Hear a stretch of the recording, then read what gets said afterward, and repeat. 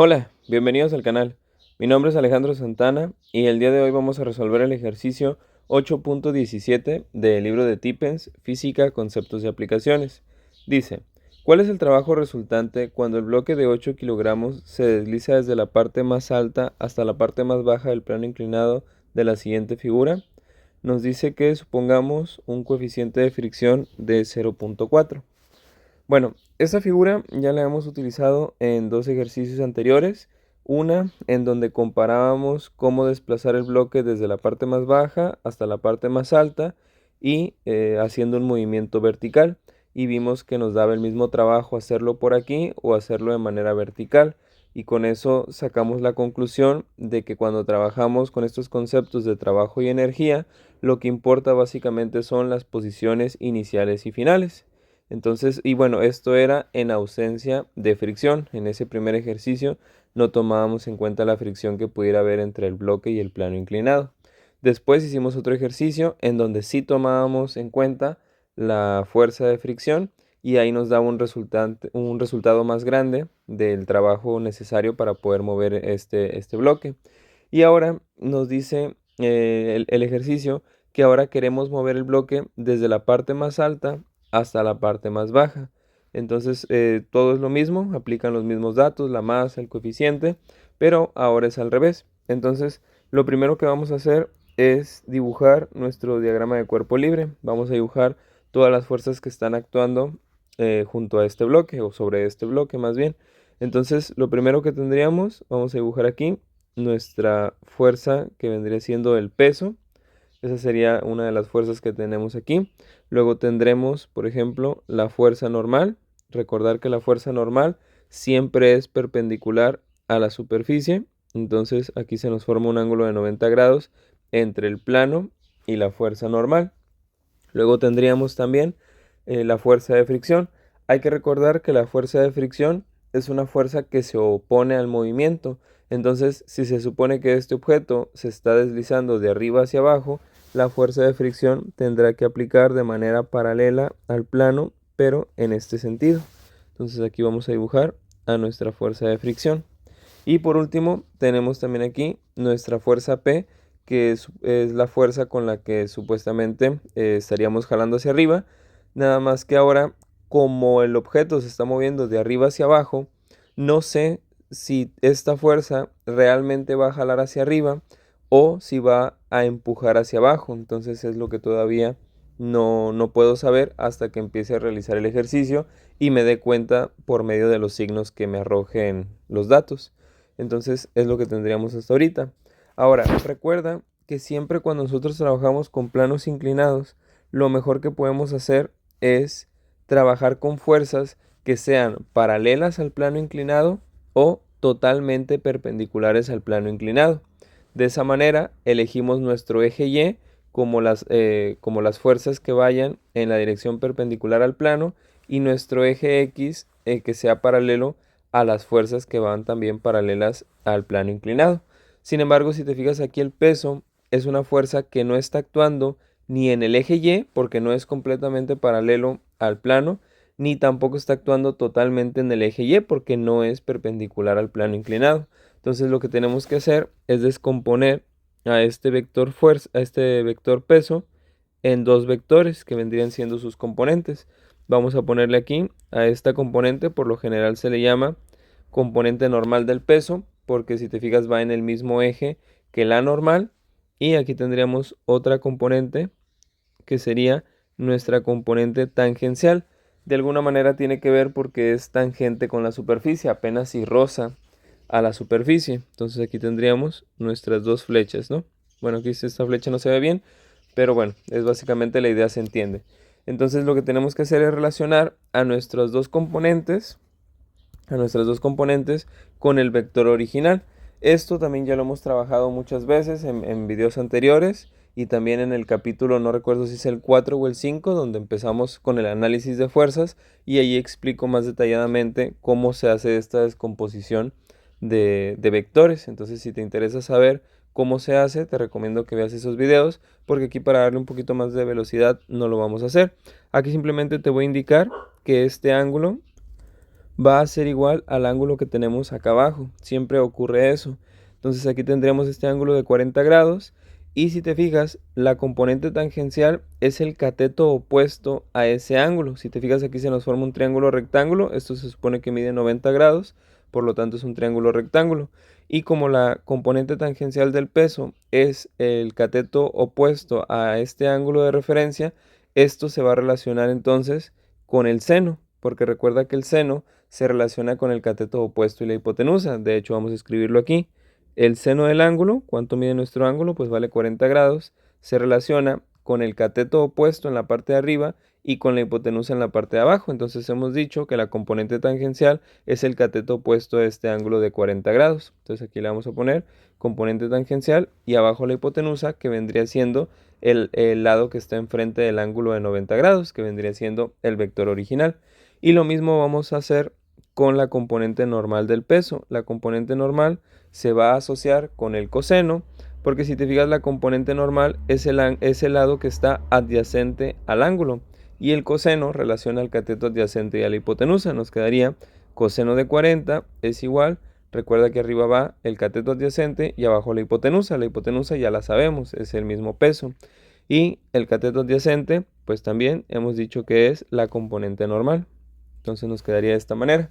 Si nosotros queremos conocer el valor de la componente tangencial, en este caso, pues simplemente despejamos. W que está dividiendo lo pasaríamos al otro lado, pasaría multiplicando y nos quedaría W por seno de 40. Entonces aquí multiplicamos W por seno de 40. Y la misma situación pasa con la componente normal, nos quedaría W por el coseno de 40. Entonces esta es la forma de relacionar a las dos componentes con su vector original. Muy bien, entonces ya hicimos la descomposición. Ahora, ¿qué es lo que vamos a hacer? Pues vamos a trabajar con sumatoria de fuerzas en X, porque si bien nos están preguntando por un trabajo, primero necesitamos conocer la fuerza, porque recuerda que la fórmula de trabajo es fuerza por distancia, y si hay un ángulo se multiplica por el coseno de ese ángulo que haya entre estos dos vectores, entre el vector fuerza y el vector desplazamiento. Entonces, necesitamos forzosamente conocer la fuerza, porque la distancia es muy sencilla de obtener. De hecho, ya es un dato que ya sabemos, ya lo obtuvimos en uno de los ejercicios anteriores. Esta distancia, que vendría siendo desde el punto más alto hasta el punto más bajo, es de 18.66 metros aproximadamente. De igual manera, si quieres saber cómo se hace, te invito a que veas los videos anteriores. Entonces, esa distancia ya la conocemos, aquí está. Lo que nos hace falta es encontrar la fuerza, que viene siendo esta fuerza P que tenemos aquí. Entonces, vamos a escribir todas las fuerzas que estén actuando en el eje X. Muy bien, entonces vamos a empezar, por ejemplo, con la fuerza de fricción. La fuerza de fricción, como va en el sentido contrario al movimiento, yo voy a considerar que las fuerzas que apunten hacia abajo van a ser positivas, porque hacia acá está el movimiento. Entonces, la fuerza de fricción apunta en el sentido contrario, apunta hacia arriba. Entonces, yo lo voy a considerar negativo. Entonces, me quedaría menos fuerza de fricción. ¿Qué otra fuerza tengo que sea paralela al plano inclinado? Sería la componente tangencial, y esta sí apunta hacia abajo, entonces le voy a poner positivo más la componente tangencial. Y aquí esta P es la que me queda la duda de si no sé si va a seguir jalando hacia arriba o si va a tener que empujar hacia abajo, porque el movimiento del bloque es hacia abajo. Entonces ahí es donde tengo mi duda. Voy a ponerle que va a empujar hacia abajo. Entonces, como está en la dirección del movimiento, la voy a poner también positiva. Si no estoy haciendo una suposición correcta, pues el signo de este número, cuando obtenga su valor, me va a indicar eso, que hice una suposición incorrecta.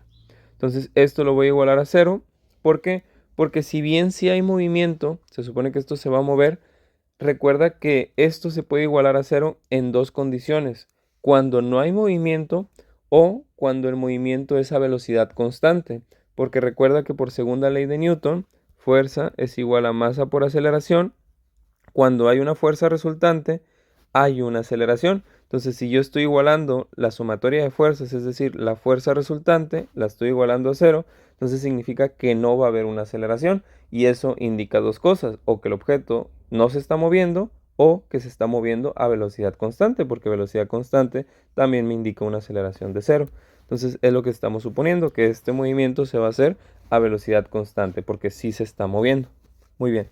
Entonces ahora, ¿qué es lo que necesitamos hacer para despejar P? Pues como vemos, estos dos términos están acompañando a P, entonces estos dos términos los tendría que pasar del lado del 0. Entonces aquí me quedaría que P es igual a la fuerza de fricción que está restando, la pasaría sumando, y la componente tangencial del peso la pasaría restando. Las paso con su operación contraria. Entonces, para conocer P, necesito primero conocer estos dos valores. WT, eso sí lo puedo conocer porque recuerda que el peso se obtiene multiplicando masa por gravedad. La masa la tengo aquí, la gravedad es un valor constante, sería 8 por 9.8 y multiplicarlo por el seno de 40. Este dato ya lo tengo. Pero me hace falta sacar la fuerza de fricción. Recuerda que la fuerza de fricción se obtiene de la multiplicación del coeficiente por la componente normal. Entonces necesitamos ahora hacer una sumatoria de fuerzas, pero en Y. Y de igual manera lo vamos a igualar a 0. ¿Y por qué en Y? Porque si te fijas en el eje Y es donde está actuando la fuerza normal. Entonces vamos a ponerle la fuerza normal positiva porque yo quiero indicar que hacia arriba los datos se van a considerar positivos. Y en este caso, como la componente normal va en el sentido contrario, pues tendrá que ir también con el signo contrario. De igual manera, lo igualamos a 0. Y en este caso, no porque esto vaya a velocidad constante, lo vamos a igualar a 0 porque en el eje Y se supone que esto no tiene movimiento, ¿sí? Entonces, así nos quedaría. Y de aquí despejando n, nos quedaría que esto que está restando, lo puedo pasar al otro lado sumando. Entonces me quedaría que n es igual a la componente normal del peso.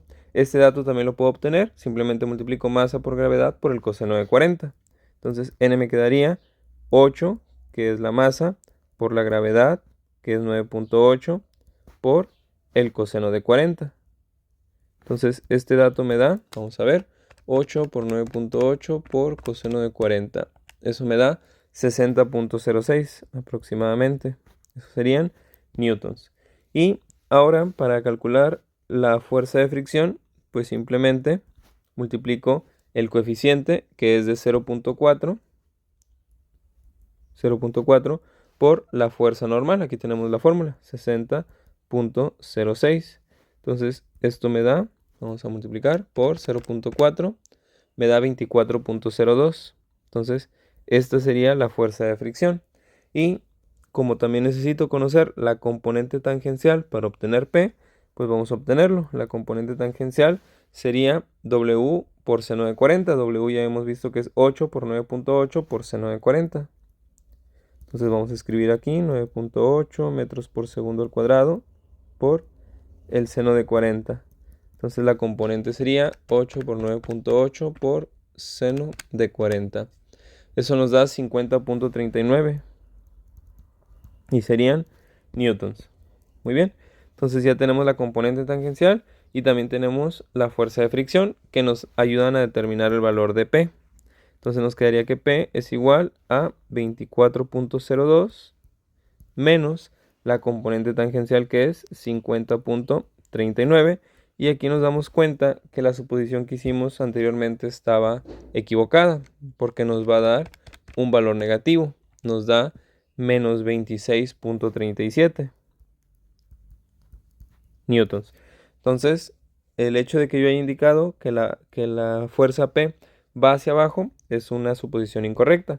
Entonces voy a escribirlo ya con su valor correcto, que sería 26.37 newtons en esta dirección. Es decir, la fuerza sigue actuando hacia arriba del plano inclinado. ¿Y esto cómo se puede interpretar? Bueno, esto se interpreta de la siguiente manera. Como estamos viendo que la componente tangencial del peso es un valor grande en comparación con la fuerza de fricción, que es de 24, y con la fuerza P, ¿qué es lo que está pasando? Bueno, que el bloque es tan pesado y la pendiente del plano inclinado está tan inclinada que el propio peso del bloque hace que se deslice hacia abajo. Entonces, para que el bloque se deslice hacia abajo, pero no lo haga con aceleración, es decir, que baje a velocidad constante, pues es necesario que se siga aplicando una fuerza P hacia arriba para ir controlando la velocidad con la que cae el objeto. Si esta fuerza P no la estuviéramos aplicando y simplemente estuvieran actuando la fuerza de fricción y la componente tangencial del peso, pues es tan grande la diferencia que hay entre estas dos fuerzas que poco a poco el bloque empezaría a ganar más y más velocidad, es decir, habría una aceleración. Pero como no queremos que haya aceleración, entonces tenemos que ejercer esta fuerza hacia arriba para ir controlando la velocidad del bloque y que baje a velocidad constante. Entonces, esa es la interpretación que se le puede dar a este valor. Ahora bien, ya tenemos entonces el valor de la fuerza P y lo que nos estaban pidiendo dijimos que era el trabajo que se estaba realizando. Entonces necesitamos multiplicar el valor de la fuerza P por la distancia. Ya hemos dicho que la distancia es de 18.66. Entonces nos quedaría aquí que el trabajo sería igual a 18, bueno, primero la fuerza, serían los 26.37 newtons por los 18.66 metros. Y esto nos da un valor de 26.37 por 18.66. Eso nos da 492.06. Vamos a redondear a 492, que es como viene en el libro. Ahora, aquí me estoy dando cuenta de un detalle. En el libro viene un valor positivo. Sin embargo, ¿qué es lo que está pasando? Bueno, se supone que esta fuerza P la estamos aplicando hacia arriba y el desplazamiento del bloque está siendo hacia abajo. Entonces, aquí el ángulo que habría entre estos dos vectores, entre el desplazamiento y la fuerza, pues no es de 0 grados, es de 180 grados porque van en direcciones contrarias. Entonces aquí dice la fórmula que cuando hay un ángulo entre fuerza y desplazamiento, se tiene que multiplicar por el coseno del ángulo. Y el coseno del ángulo, pues sería el coseno de 180. Esto sería multiplicar por el coseno de 180. Y coseno de 180 es menos 1. Entonces esto nos debería dar menos 492 joules. Ahora no sé por qué no están considerando eso en el libro, si se les haya pasado o sea alguna falta de apreciación mía, pero en mi opinión el resultado de este ejercicio debería ser menos 492 joules. Por esta situación de que P está empujando, o más bien está jalando el bloque hacia arriba, y sin embargo el desplazamiento está siendo hacia abajo. Entonces, como van en sentidos opuestos, pues el ángulo sería de 180 y por lo tanto sería un trabajo negativo. Realmente el que está haciendo el trabajo positivo para que esto caiga, pues sería el propio peso del objeto. Entonces, bueno, pues en mi opinión esa sería la respuesta con el signo negativo. Bueno, espero que el ejercicio le hayas entendido, te haya gustado. Si es así, te agradecería mucho que dejaras tu like, que te suscribieras al canal y nos vemos en un próximo video. Saludos.